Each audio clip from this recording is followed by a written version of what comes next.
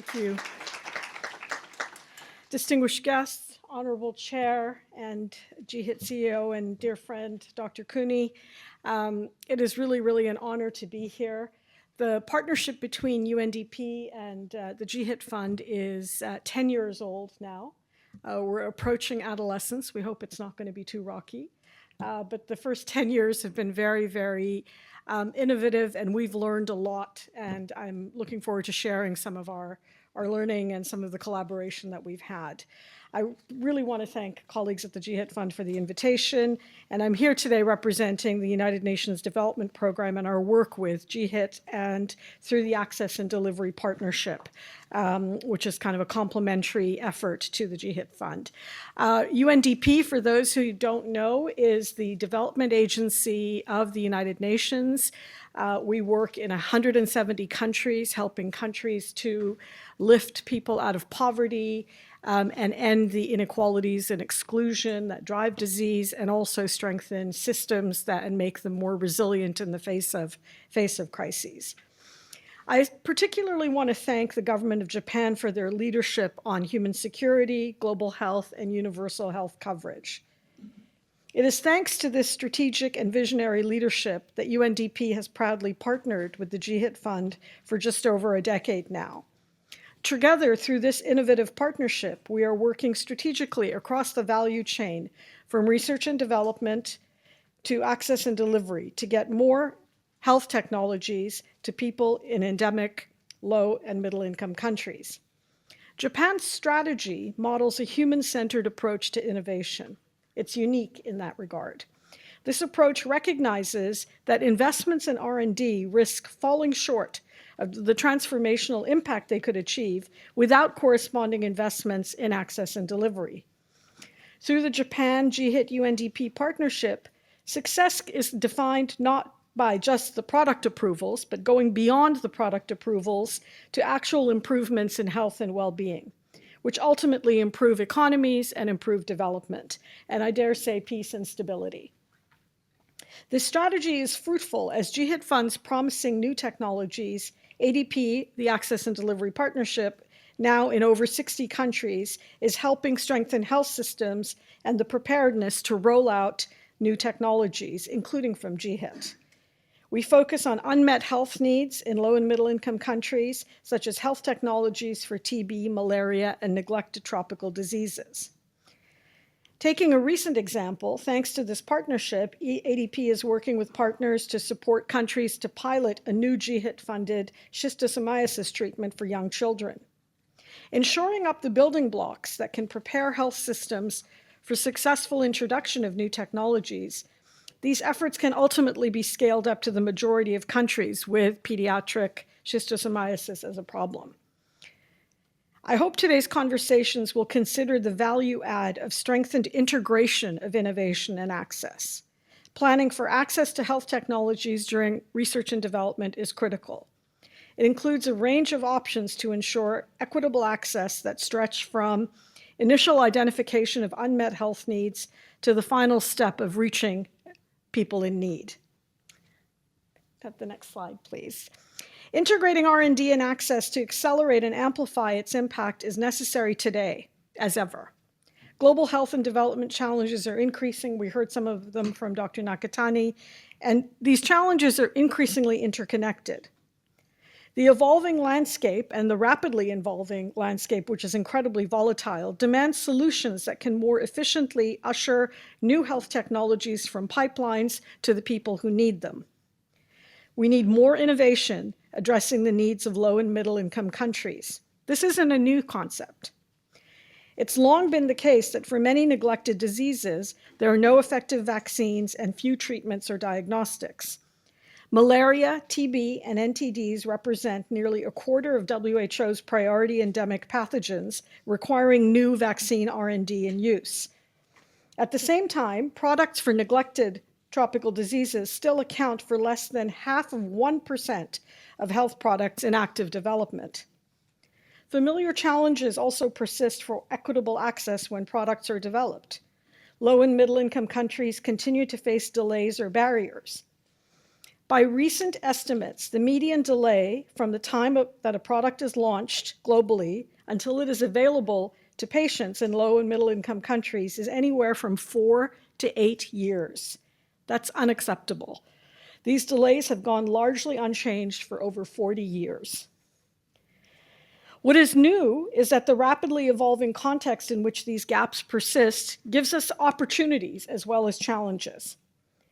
We heard from Dr. Nakatani, we're facing accelerating climate change, antimicrobial resistance, disruptions to natural ecosystems, and political polarization and economic crises. While these threats make it harder to predict and control the spread of disease, including zoonotic, vector-borne, and neglected tropical diseases, they also offer some opportunities. With warmer and more extreme weather comes increased populations of host vectors that transmit malaria and several NTDs. One projection suggests that by 2070, an additional 4.7 billion people may be at risk of diseases transmitted by mosquitoes. Add to this increasing antimicrobial resistance, zoonotic spillover risks, and it's clear that healthcare systems are facing growing and immense pressures. This in turn threatens to exacerbate social inequities. At the same time, it's a great opportunity for people working in R&D of health technologies. Imagine the market for malaria diagnostics, treatments, and vaccines. Imagine the opportunity to save millions of lives with greater investment in R&D for some of these diseases. As I said, the gaps in innovation and access remain unacceptable, and these gaps became even more evident and harder to ignore during the COVID pandemic. And now we see the same in the Mpox health emergency. Despite the recent experiences of COVID and a prior Mpox outbreak, health technologies are not readily accessible where they are needed. While we face evolving challenges by embracing innovation and new ways of doing things, we need to think about how we can join the dots across innovation, access, and delivery for more equitable access in a timely manner. Recognizing the inequities of the COVID-19 pandemic has led to increased efforts to support local country-led solutions, like regional and local manufacturing. This is already enabling health technologies to be produced in and for countries and regions where they are needed the most. Just a few weeks ago, the Africa CDC recommended a new diagnostic test for Mpox manufactured by a Moroccan-based company. We've heard recently about two new TB vaccine candidates from Indonesia. The Mpox diagnostic is reportedly as affordable as imported tests and half the price of other PCR tests.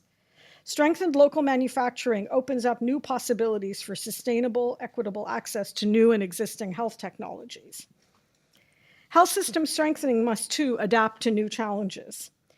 When the Access and Delivery Partnership supported the scale-up of digital vaccine management systems in Indonesia, it was to facilitate the distribution of routine immunizations to over 30 million women and children annually. In 2022, this system was repurposed for the rapid delivery of COVID vaccines to the entire population of 200 million people within 12 months. It is now being expanded to deliver HIV, TB, and STI tests and services. We had a similar experience in India where the digitization of a vaccine system scaled nationally was used for the COVID vaccine deployment in the entire country, and it is now being used for universal vaccination in India. As new opportunities for human-centered innovations emerge, we are obliged to adapt and innovate. Planning ahead for equitable access to a health technology is such an adaptation. The needs of people in ministries of health in low and middle income countries must be front and center from the start. While many R&D funders and innovators are increasingly considering developing access policies, ensuring that they start upstream during the R&D process isn't as common as we need it to be. Information about this work is not often readily available. Increasing information, fostering dialogue, and generating knowledge on shared challenges and opportunities for innovation and access is the impetus for the Uniting Efforts initiative convened by the Government of Japan, GHIT, and UNDP's Access and Delivery Partnership. A recent report, which is available here today, considered if and how global health organizations are planning for access during R&D. It started with a focus on NTDs, TB, and malaria, but has also drawn on lessons from pandemic preparedness and antimicrobial resistance. The findings from the research with more than 36 R&D funders, innovators, and other stakeholders are encouraging. There's an emerging consensus on the value of planning early for access. There are challenges such as differing definitions of access. Among entities that did have access policies and/or practices in research and development, the level of detail and activity has varied. No access policies and practices comprehensively addressed all the elements that were considered by uniting efforts, which ranged from availability and affordability to implementation of access policies to governance, which was based on available information. Affordability and availability were common elements in access policies and plans, but approaches varied. There are some notable trends. The use of target product profiles and preferred product characteristics was a common strategy.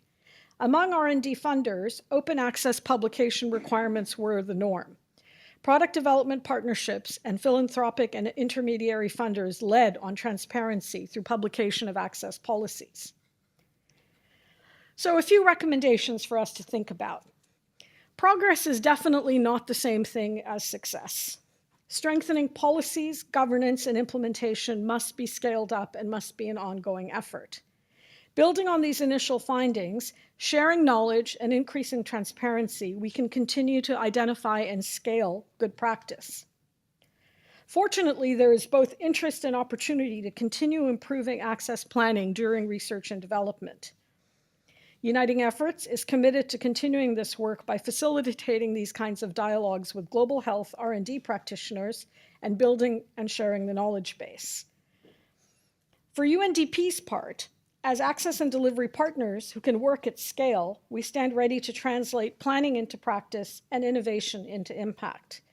We will continue to strengthen policies and regulations and work with governments to build health system capacities on the ground to ensure timely and affordable access to health technologies.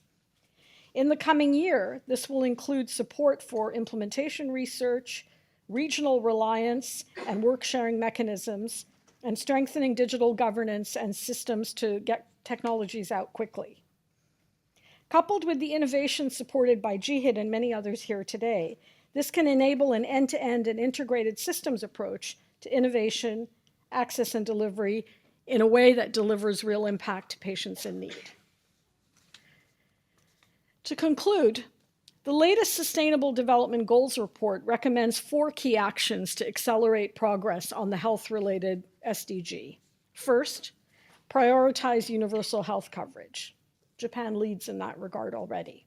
Second, strengthen health systems, again, an important area of leadership from the government of Japan. Third, invest in disease prevention and treatment. And I think it is exemplary that there is a renewed interest and renewed investment in NTDs, TB, and malaria.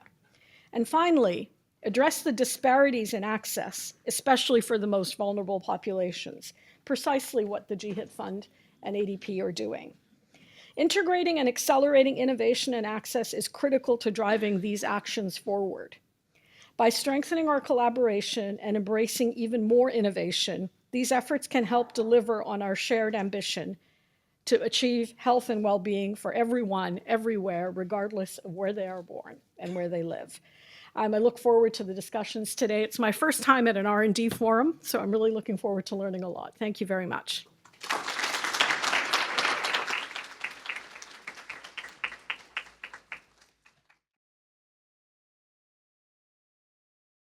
GHIT Fund. Fight neglected diseases through partnerships.